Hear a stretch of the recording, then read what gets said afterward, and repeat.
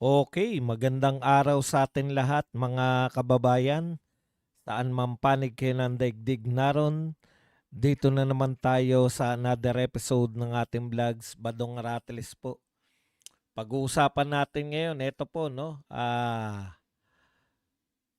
Ito pong pagiging lame duck ng ating presidente, no?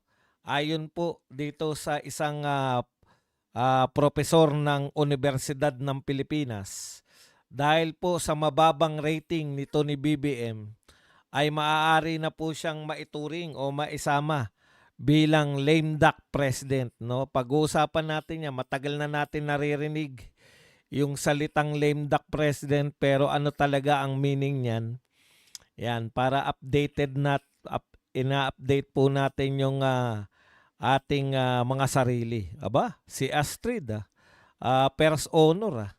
Pag-uusapan din po natin bakit maraming hindi naniniwala sa sinasabi ng mga Rimulya ni John Vic at saka ng tauhan ni Boying na wala naman pong problema sa kalusugan, no? Kundi nag-golf lang o masayang nag-aalmusal ng sinigang, no?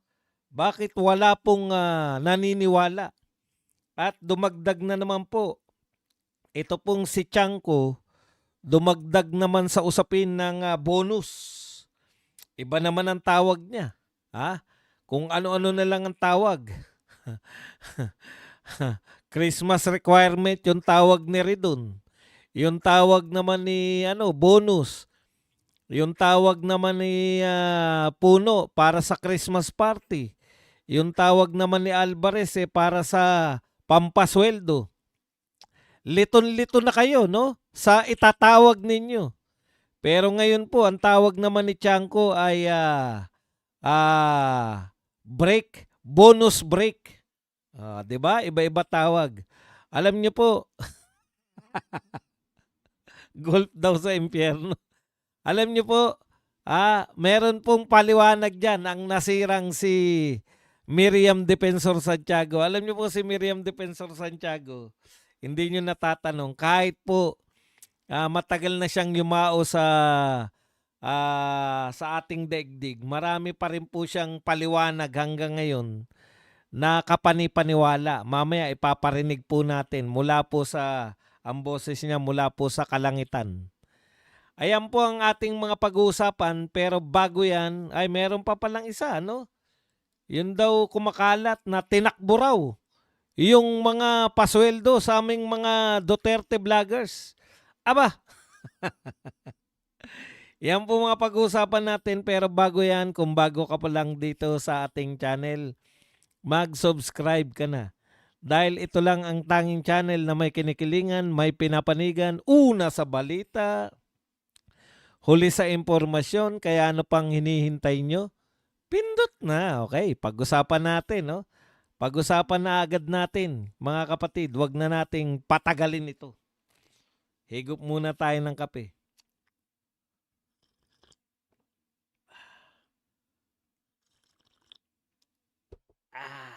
Ang sarap. Ang sarap magkape. Lalo na't buhay ka pa.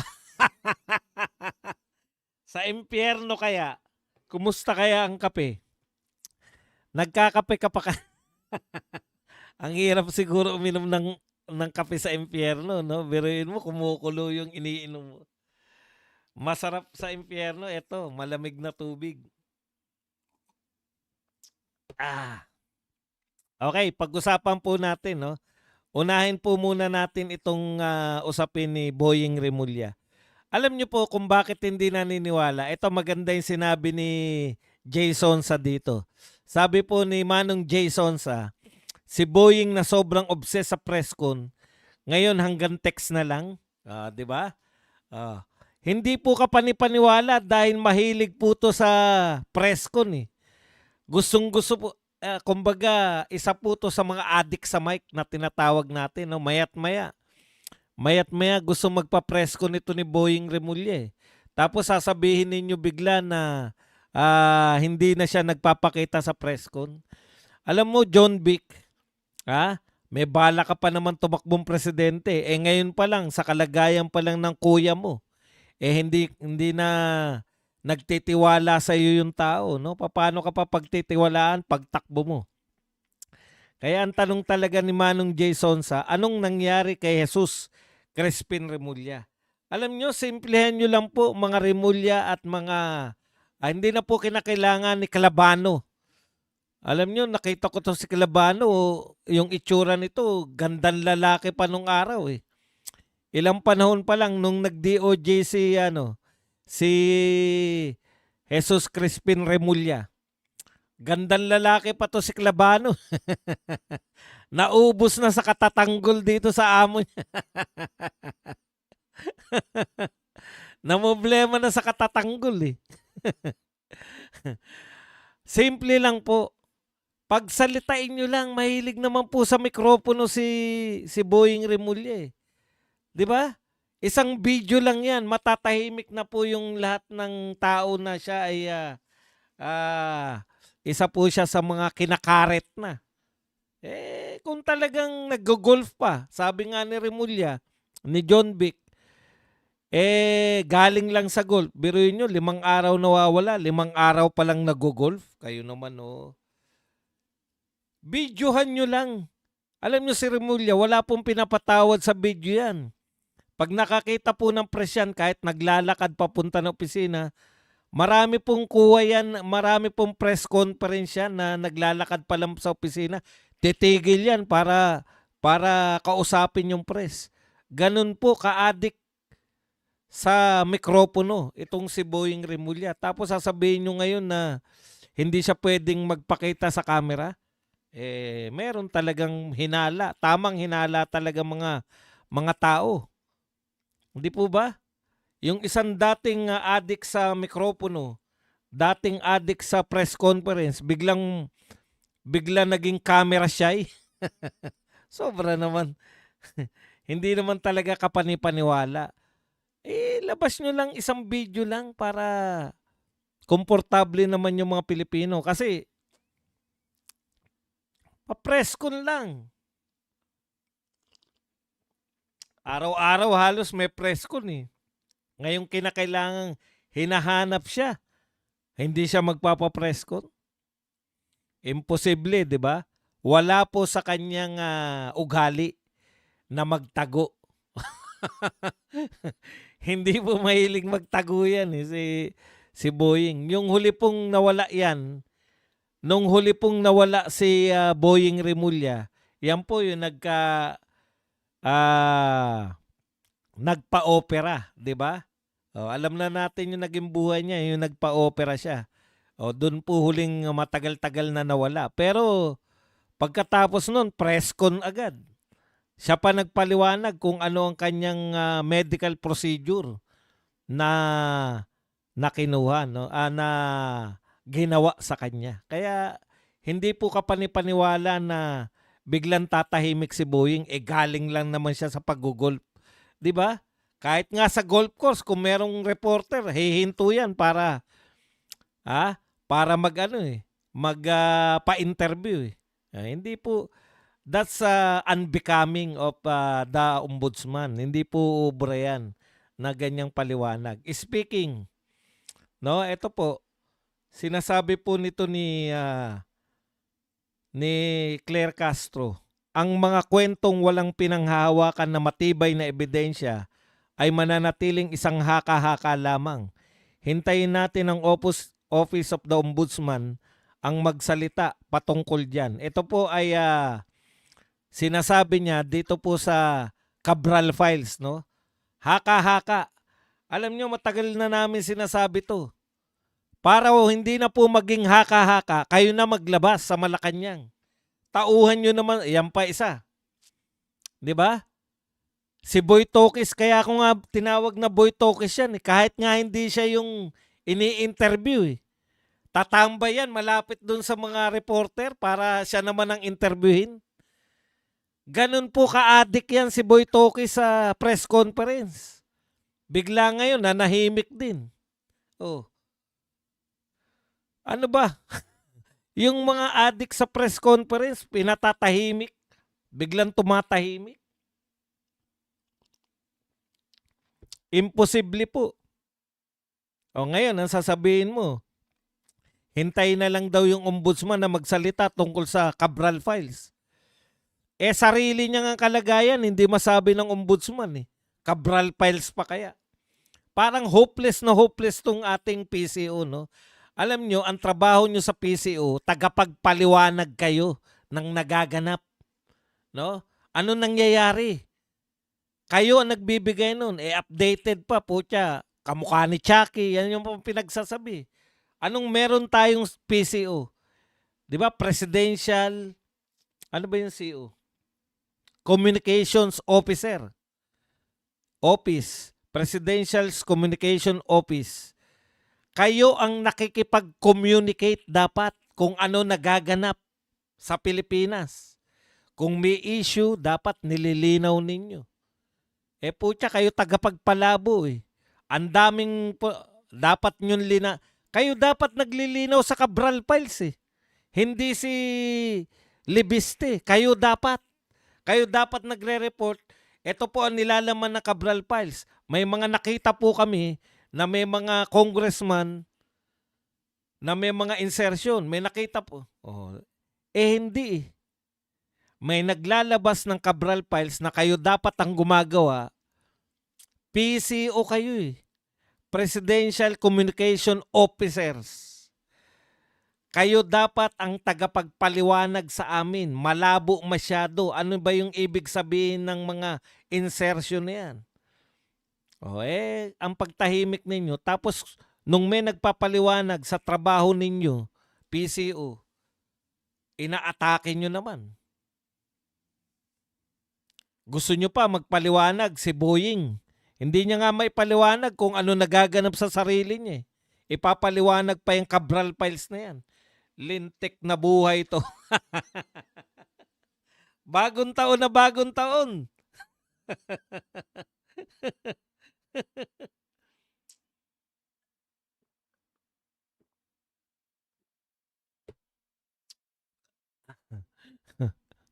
Alam niyo po, sa totoo lang, no? Yung nung 2025, napakarami pong apektado.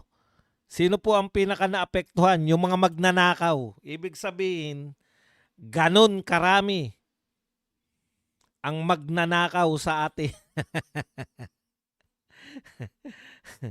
Ganon karami ang mga magna.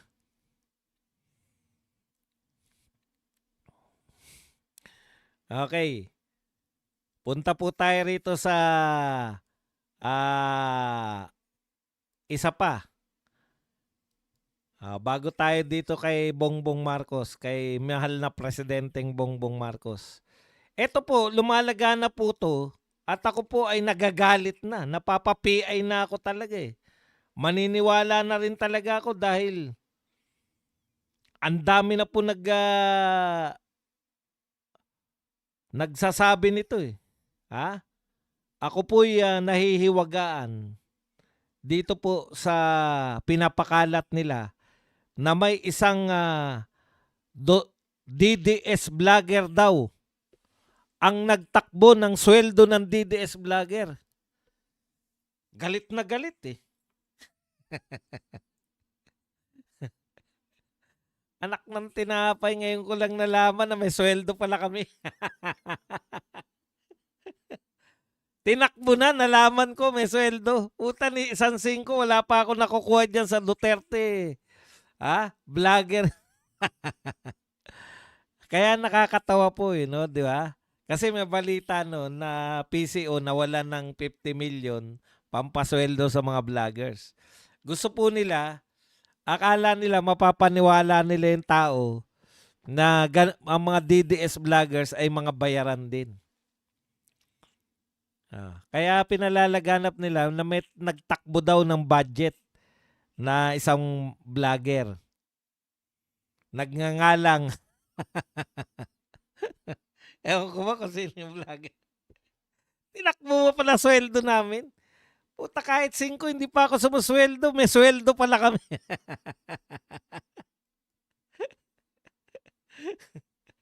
Imbis na mapamura ako, natatawa na lang ako eh. Barat po mga Duterte, hindi po magpapasweldo yan. Baka iba nagpapasweldo dyan sa grupo na yan. Hindi po dahil sila yung mga Duterte vlogger. Baka ibang grupo yan na may sweldo. Eh di si Badong na sana ang masaya, di ba? Opo, live tayo rito, Ma'am Jennifer.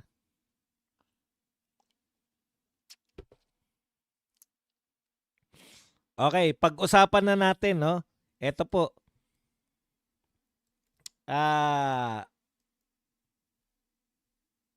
Low survey rating could render Marcos a lame duck president.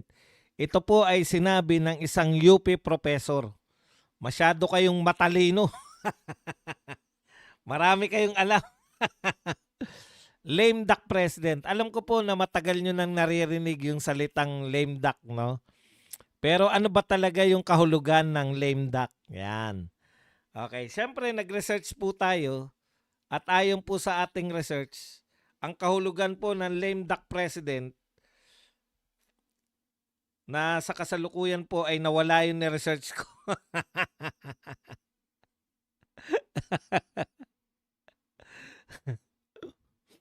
Okay. Pag sinabi pong lame duck president, ito po yung isang presidente na napili na yung successor. Kaya kung makikita nyo riyan sa aking thumbnail, nariyan na kagad si BP Sara, no? Okay. Sa madaling salita,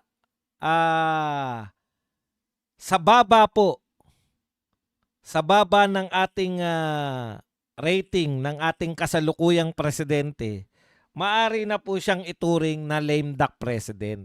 Di ba? Kasi ano ba ang katangian ng isang lame duck president? Halos wala na siyang kapangyarihan.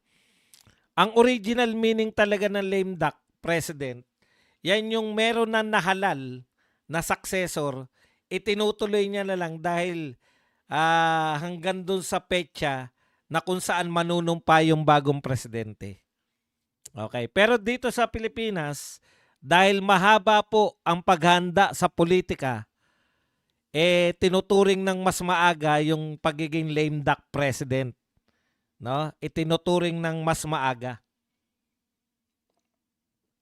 Lalo na kung ang rating ni BBM, malabo ba camera natin? Talaga? Parang malabo.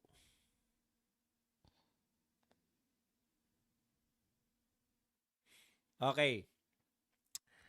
Yung pong pagiging lame duck president, parang ano na yan yung alam na ng lahat na may kapalit ka na.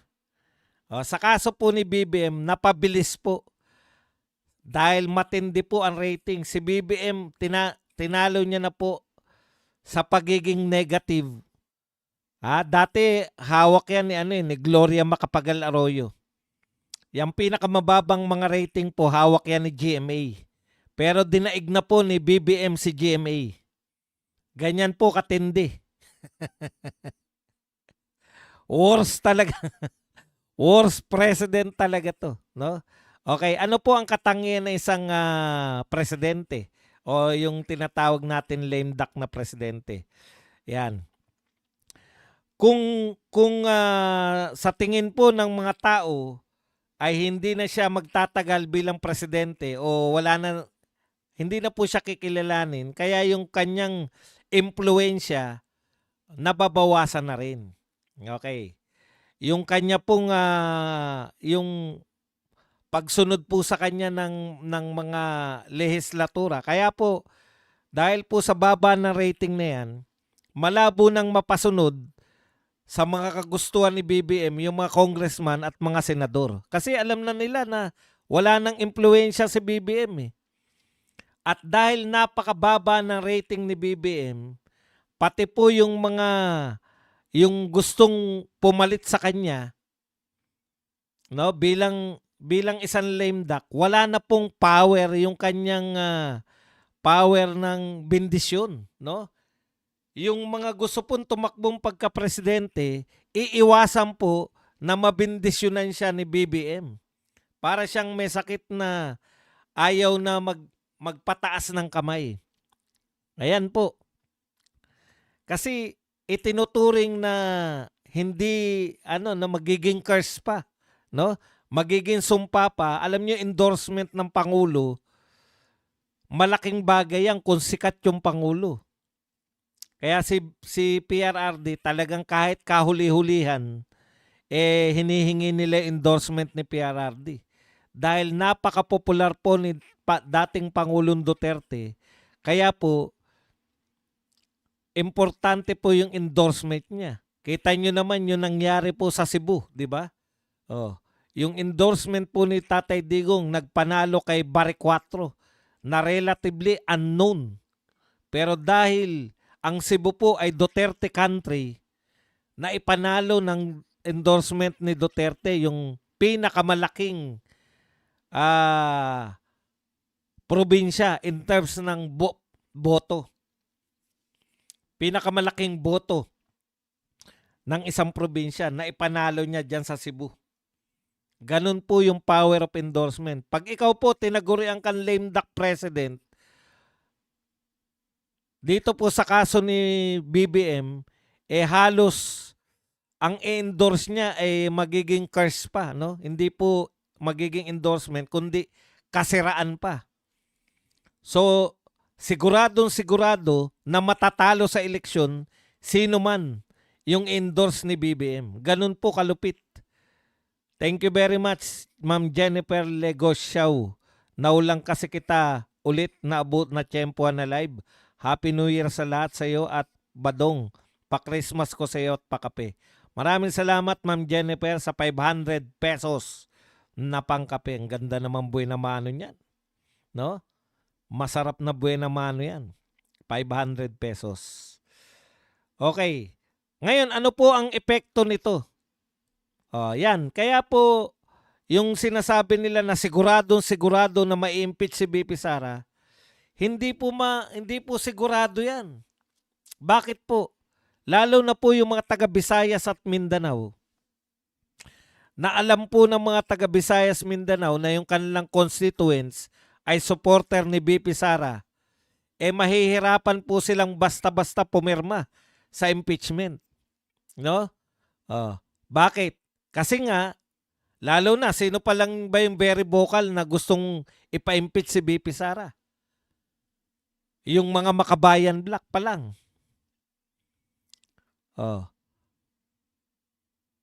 Yun bang yung bang kanilang constituents na karamihan po sa Visayas, yung Mindanao po, deklarado na natin yan, solid Sara Duterte country yan, buong Mindanao, no?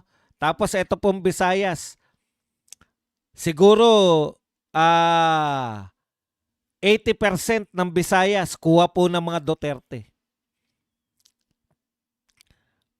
Hindi po maglalakas loob yung mga congressman para basta-basta pumirma sa walang katotorang impeachment. Ano ba lalamin na bago na impeachment? Confidential fund pa rin? Deklarado na ng COA. Nilinaw na po ng COA na wala namang problema sa confidential fund. Etong bago, si Madriaga, nahihiya na nga yung proponent ni Madriaga. Nabanggitin pa uli si Madriaga. Kaya, tapos, pagdating naman po sa, alam nyo po, nakita na po natin yung ugali ng mga congressman. Lahat po ng mga perma niyan, meron po palaging katumbas na salapi. Ngayon, nakita po natin, iba-iba lang ang tawag nila. Thank you very much kay Andrea Gueco. So yung power po ni BBM for endorsement, nawala na po yan. Maglilinyahan na po mula po ngayon 2026. Makikita po natin yung mga balimbing. Magbabaliktaran na po yan unti-unti. Unti-unti na pong aatake yan sa gobyerno. Unti-unti na pong makikialign yan kay BP Sara. Same congressman, Hindi kayo maniniwala yung mga kumakalaban ngayon kay Duterte, kay Sara Duterte, mga kakampi po kay Tatay Digong yan mga yan. Ganyan lang po yung mga congressman natin. Magsisimula na po yan na magbaliktaran. Lalo na ganyang kababa yung rating ni BBM, hindi na po makakabawi yan sa rating. Oh. Kaya po, yung successor po ni BBM, natukoy na. Meron na successor ngayon pa lang, napaaga lang. Dati, kumbaga 2027 pa bago mo maisip kung sino yung papalit eh. Ngayon po, sigurado na. Ayun, mabuti naman, naka-live pala siya ngayon. Ganun lang naman ang kailangan natin eh. Mag-ahit ka ba dong bago humarap sa camera para kang hukluban? Talaga naman po matandang hukluban na ako. Ang tawag dyan, wisdom. Hindi na po natin kinakailangang itago yan. Excited nga ako maging senior citizen. Okay. Kaya po, ito pong mga sinasabi natin na power of endorsement, wala na po niyan si BBM. Ngayon, hindi na rin po ganong kikilalanin yung mga salita niya ng mga kaalyado niya. Kita niyo po ngayon, nagwawatak-watak na sila sa HOR. O hindi po sila kasing solid na. Makikita niyo naman po. Marami na po dyan unti-unti nang bumabaklas. O may mga alliance na. Alam naman nila umaatake si Lebiste, di ba? O bakit marami nang kumakampi kay Lebiste? Kaya ganyan lang po yung Congress eh. Pwede na silang bumaliktad ngayon. Mahirap nang ma-identify kay BBM. Kasi po, alam natin, sa dami po ng nakawan na naganap ngayon, after po ng pagpapalit ng liderato, alam nyo na ang susunod dyan. Sisingilin na yan. Ang tunay na paniningil sa mga magnanakaw, hindi po yan magaganap ngayon. Dahil pag inugat nyo po lahat ngayon, ang punot dulo niyan, kaya nga ayaw nilang tukuyin kung sino yung pinaka-mastermind eh. Di ba?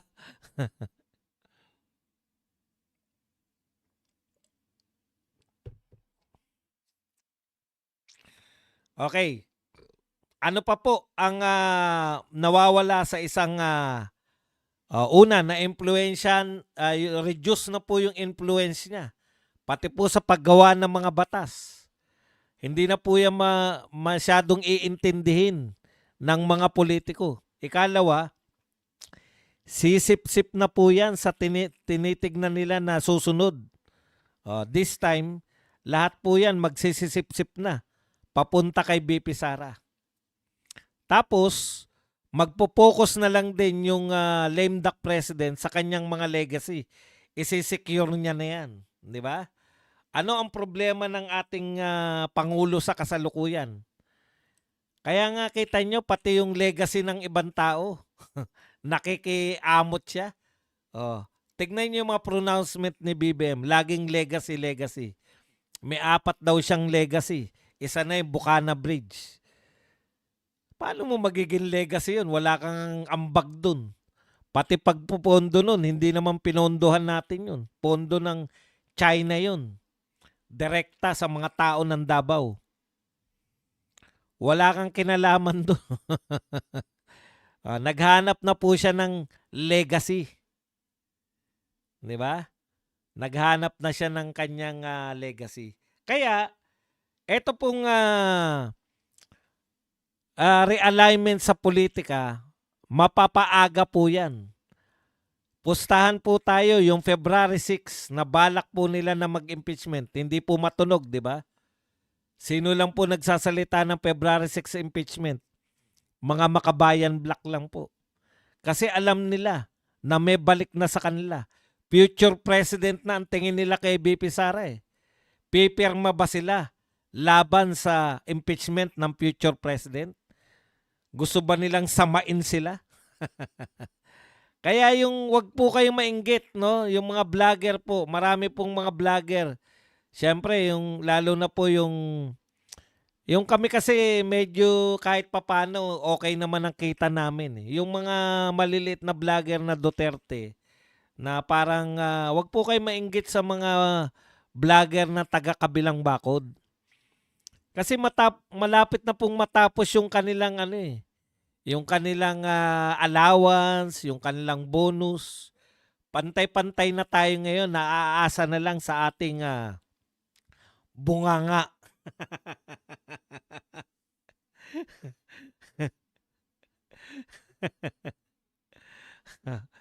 Kaya pati yung impluwensya niya rito sa mga congressman, mababawasan na po 'yan.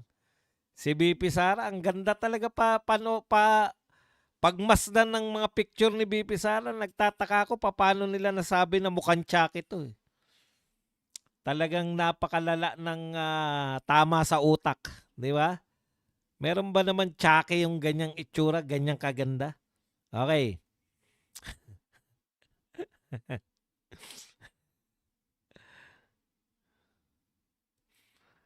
Talaga naman po nagsosona pa. Hindi naman po mawawala yung sona niya, eh. May ilang sona pa po 'yan. Okay, pag-usapan na po natin 'to, 'no? So, ngayon po, hindi, yung sinabi po ng UP professor, nakakalimutan natin, eh. Sabi niya, lower than expected yung, rating ni BBM. Masyado siyang alarming in the sense na baka pumasok sa pagiging lame duck presidency. Yan. So ano po epekto ayon dito kay Professor Balmatero ng UP? Ang pagka-lame duck presidency, yung panukalang mga batas, mga policies, mga programa na nais mong i-push, posibleng hindi completely magawa. Bakit? Siyempre, magsisip-sip na yung mga congressman at lalo na yung mga senador. Kasi ang senador po, ang eleksyon po sa mga senador, nationwide. Hindi ka po mananalo kung masisiro ka dun sa Mindanao. Hindi ka mananalo kung hindi ka aabot ng kalahati sa Visayas. Biruin mo, halos wala kang boto sa Mindanao. Tapos sa Visayas, halos kalahati lang yung boto mo. Paano ka mananalo sa nationwide campaign? Okay. Dahil papasok na rin tayo sa election season, tingin ko, itong taon na 2026 magkakaroon ng alignment at mga alliances yan in preparation for the 2028 elections. Alarming siya kung sino man yung i-endorso ng Pangulo, mukhang matatalo.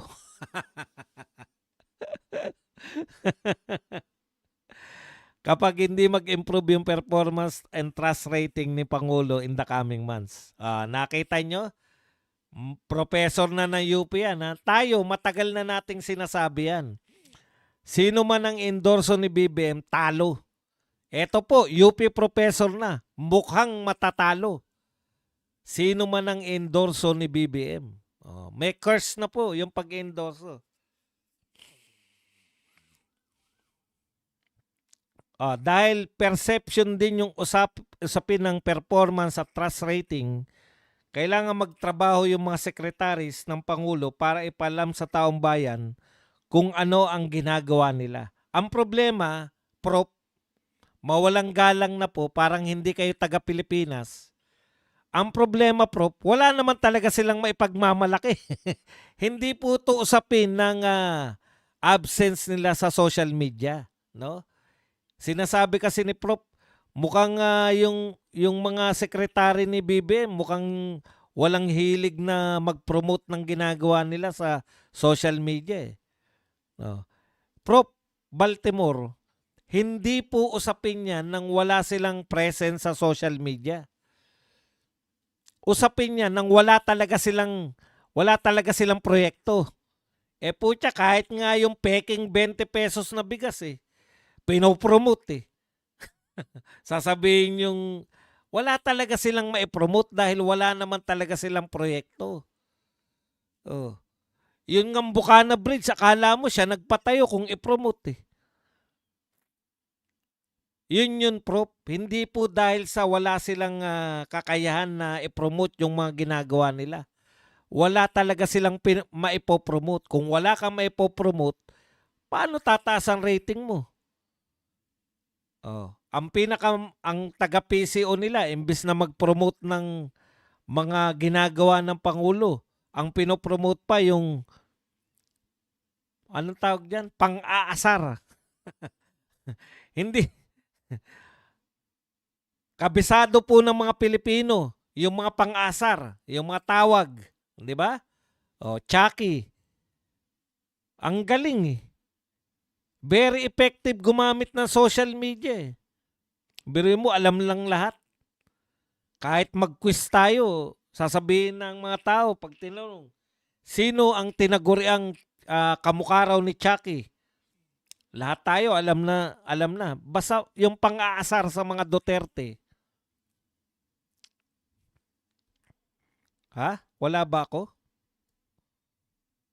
Ano nangyari dito? Wala naman si Buds. Talaga? Ano yan?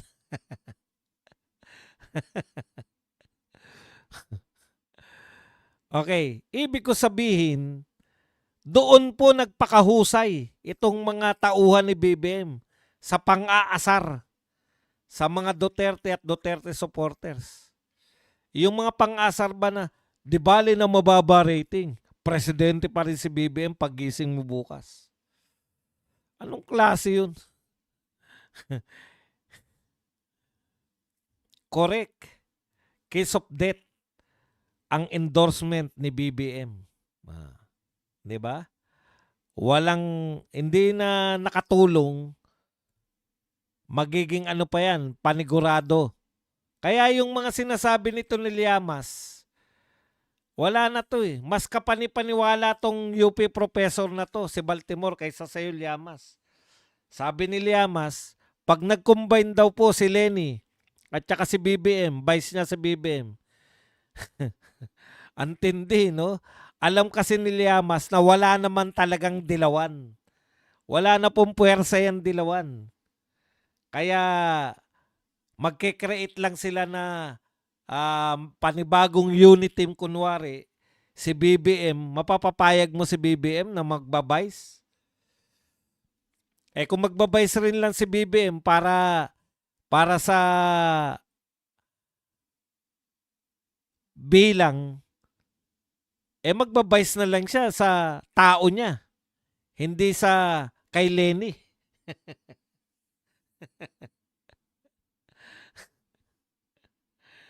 Tangengot talaga to si ano eh, no?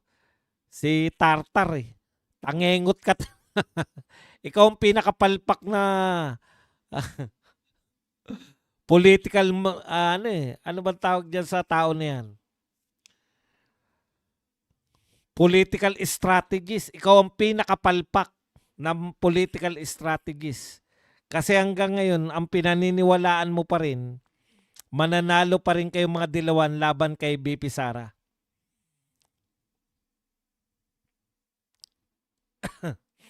Okay.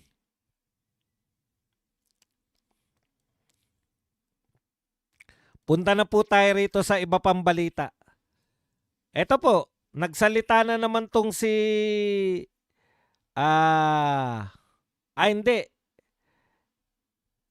Tama, yung bago po tong si anong pangalan nito? Chanko, no? Ito po ang sabi ni Chanko ngayon. Hindi po niya tinatawag na Christmas break. Christmas break.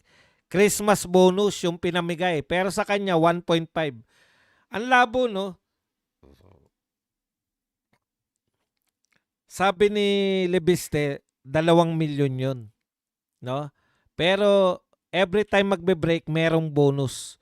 So, hindi niya lang tinawag na Christmas bonus. Kaya lang, mas malala to. Kasi sabi ni Representative Toby Chanko, 1.5 yung break bonuses. Kaya dun pa lang eh. Alam nyo po, bakit po natin sinasabi na may pagka-illegal tong mga bonus na to? Kasi kung legal po yan, alam nyo ang tawag dyan. Iisa lang ang tawag ninyo. Ayan na, nabigay na. Alimbawa, kung ang tawag talaga dyan ay breaking bonus o holiday bonus, Pare-pareho kayong holiday bonus. Alam nyo kung bakit iba-iba tawag nyo? Precisely. Kaya iba-iba tawag nyo kasi intended yan para lihim. Intended yan para, eto sa'yo ha, eto. Wala talagang itatawag dun. Kasi hindi naman legal yun eh. Saan ka nakakita? Halimbawa, tanungin mo yung isang teacher o isang nurse na nagtatrabaho sa gobyerno. Pag binigyan ng pera yan, alam niya kung anong bonus yan. Amelioration, 13 month, 14 month. Meron pang, ano pa ba yung tinatawag dati? Oh. Iba-ibang tawag, di ba? Meron pang savings, parang savings bonus. Parang gano'n, may nakukuha pa sa savings. Alam po ng pangkaraniwang tao sa gobyerno yung tawag. O ngayon, kung hindi nyo po alam yung tawag dyan, precisely walang tawag dyan dahil lihim yung abutan yan. PBB, di ba? Alam ng mga teacher yan eh. O tawag, ito, PBB to. O yan yung mga bonus. 13 month to, 13 month. 14 month ito. Dati yung 13 month pa lang, hati. 13 months sa June o May, tapos 13 months sa November. Kalahati ng 13 months sa November. Kalahati ng 13 month dun sa May. Alam mo yung tawag. Pero nagkaroon na ng 13 month at 14 month. 13 month sa May o June. 14 month na yung sa December na tinatanggap ng mga teacher. Meron pang performance bonus, PBB. Lahat ng tao sa gobyerno, alam yung tinatanggap nila. Kayo iba-iba tawag. Si Puno sabi niya, pang Christmas party ito ng mga barangay. Ito naman, break bonus. Meron bang break bonus? Pero, ang napapatunayan natin, nabibigyan talaga sila ng milyon. Nalihim dati, walang nagbubulgar dati. Sila lang ang nakakaalam dahil bagito si Libiste at palibasa hindi siya sanay diyan sa mga bigayan na ganyan. Hindi siya sanay sa ganyan. Putya. Parang sa amin, wala naman talagang tawag, di ba? Yung iba tawag pakulay. Yung iba tawag pakape. Ako pala, tawag ko pakape. Kasi iba-iba tawag eh. Pero meron. Huwag niyong i-deny na wala. Kasi yung nagsasabi mismo na walang Christmas bonus, si Redon mismo nagsabi, may binigay sa amin pero hindi bonus yun.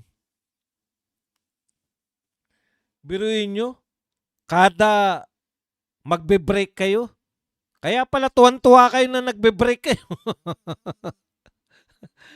Meron pang Halloween break ang putya. Kala mo, sineselebrate natin yung Halloween. Halloween break, undas. Ano yung mahal na araw? Ano ba yung mahal na araw? Undas ba yung mahal na araw? Nalilito na. Kada pala magbe-break, meron silang tinatanggap.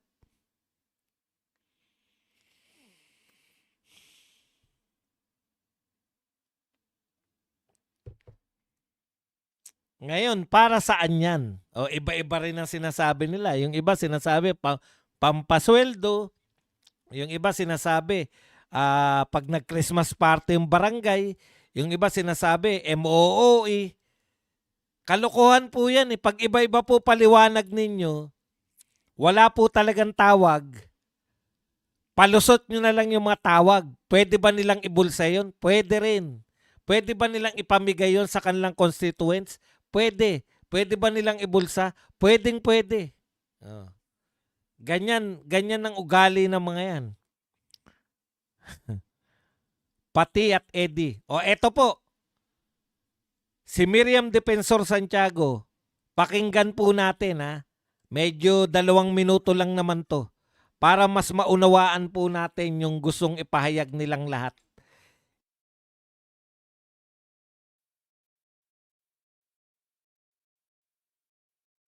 Language.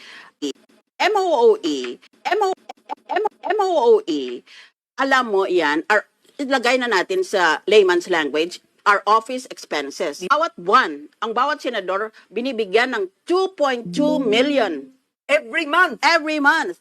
So you receive 2.2M also every month. Right, You me. okay? Your office. My office, Yeah, but your salary is something like 75,000. 75,000. Okay, I know that. Yeah. I get 2.2 million. Every I am month. required by the budget office to spend 1/2 of that on personal services, meaning to say, pang sweldo ko sa staff ko. Hindi nila kinukuha ang sweldo nila sa Senate. Oh, Hindi- yeah. Not the Senate, sa office mo. That's right. Per senator. That's right. Kaya, nasa sa senador yun kung ilang tao ang susweldohan Kung niya. maliit ka magsweldo o malaki ka That's right. magsweldo. At saka ikaw mag-determine kung ano ang sweldo ng bawat isa. Okay.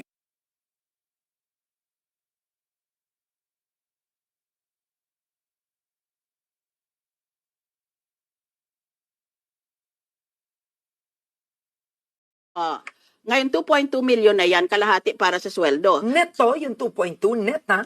Oh, Net, okay. 2.2. All right. Pagkatapos, ang kalahati niyan, dapat gastusin mo sa rental mo sa opisina. Kung wala kang, kasi may mga opisina kami sa Senado, maliliit na mga kwarto yon, hindi kasya. For example, Okay. in my case, I always have a staff of maybe 30 to 40.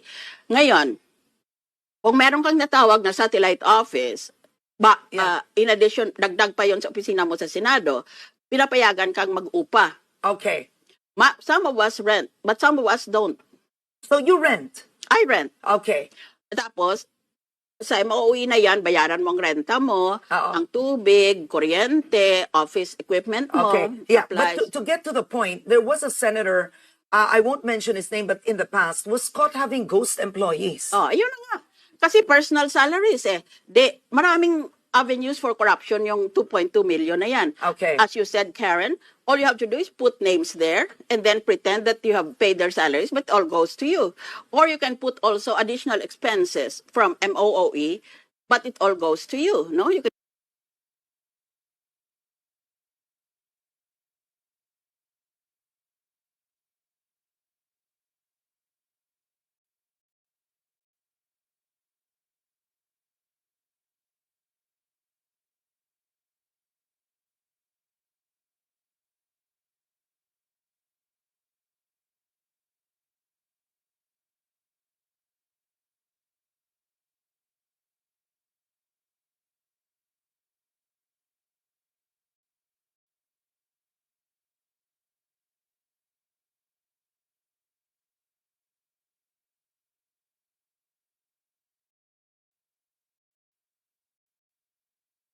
Miriam Defensor eh. Narinig nyo ba yung sinasabi ni Miriam Defensor?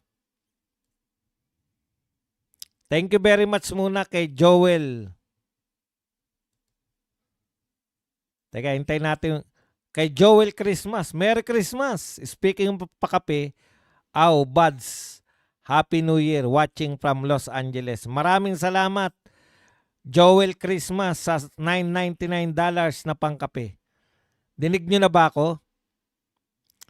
Narinig nyo na ba yung binati ko si Joel Christmas? Nagpasalamat ako? Okay. So, tignan nyo po yung sinasabi ni Miriam Defensor ha. Yung MOOE na yan, kaya may kampanya nun, baka nakakalimutan nyo. Sabi ni Tatay Digong, paano nila ginagastos yung MOOE nila? Sa MOOE pa lang, na milyon buwan-buwan, vacation lang. Di ba? Thank you very much, Joel Christmas ha. By certification lang sila eh. Ise-certify lang nila na eto ginastos ko, bumili ako ng may tauhan ako ng 10 kahit wala naman. Okay na yun. Doon pa lang yun. O eto yung sa bonus.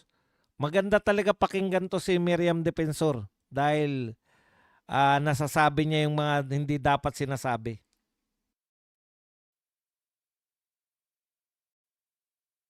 manner Yeah. of words there. Ngayon, ang ating punto dito ay ganito. Bawat buwan, meron kang MOOE. Yeah. Oh, every year yan. Bakit ngayon, nag-uso sa Senado ng additional MOOE kuno? Binibigay sa Pasko. Oo. Sarado ng opisina. Tapos ng taon. Pag Enero, meron ka ng 2.2 million for... Ah, for ng your- MOOE That's ulit. right. So why give That's right. 1.6 plus 250,000 at the end of That's the the year? point. I see. That's Very why good. making such a big racket about it. Okay, well, sabi ni Vice President Binay, there was a quote,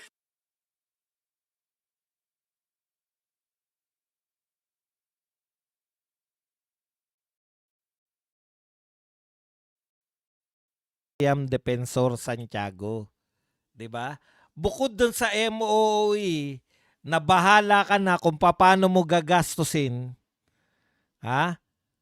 Bukod sa pang MOOE, meron pang mga Christmas bonus. Nung panahon ni Miriam, Christmas bonus pa lang. Pero MOOE din ang tawag. Kaya may mga congressman pala na nagpapaliwanag na MOOE yan. Ang ganda ng sinabi ni Miriam, di ba? Kung MOOE yan, bakit binibigay ngayon? Katapusan na ng Desyembre. Natanggap nila yung katapusan na. Paano mo paggagastusin yan? Sa Enero, meron ka na naman uli. Alam niyo po, ang MOOE, galing po ako sa gobyerno eh.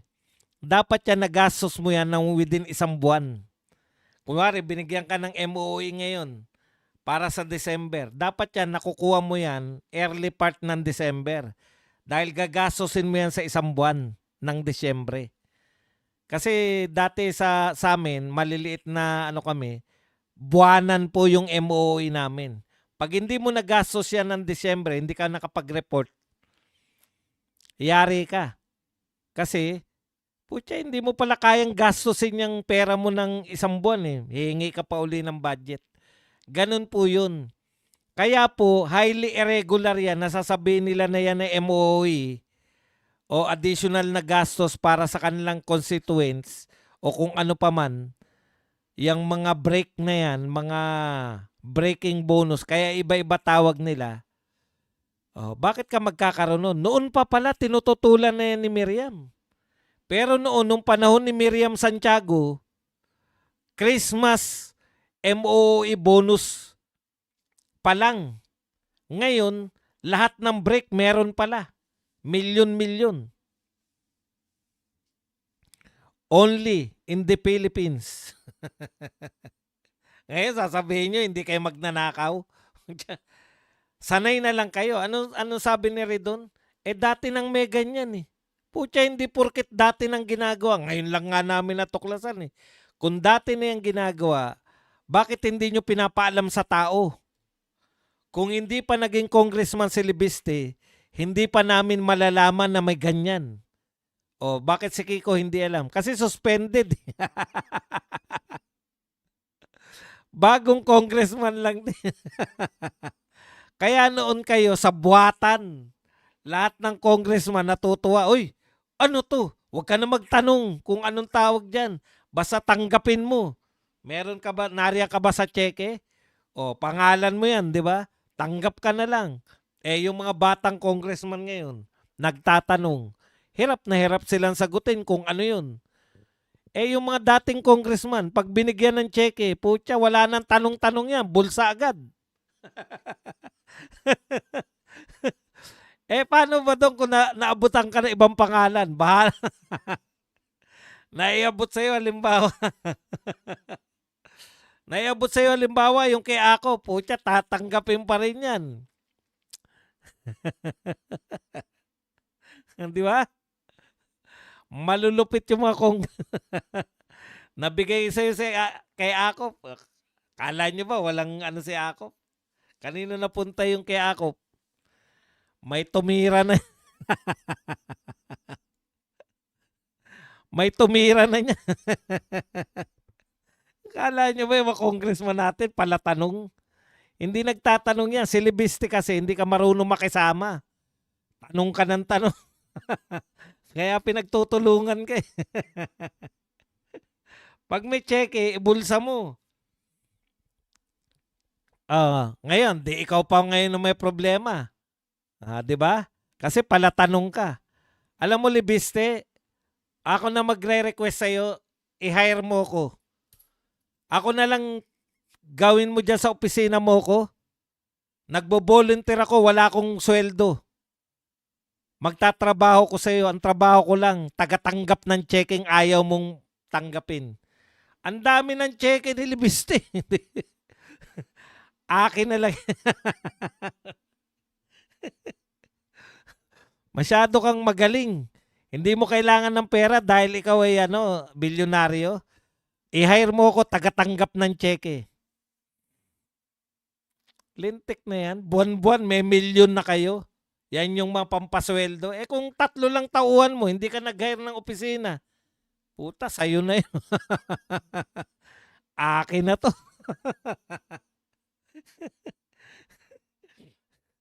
Anak na. Ang huhusay, no? Ang gagaling ninyo, no? Kaya si Marcoleta galit na galit eh. Ha? Buti yan, dami nyo nang tinatanggap, pati hopya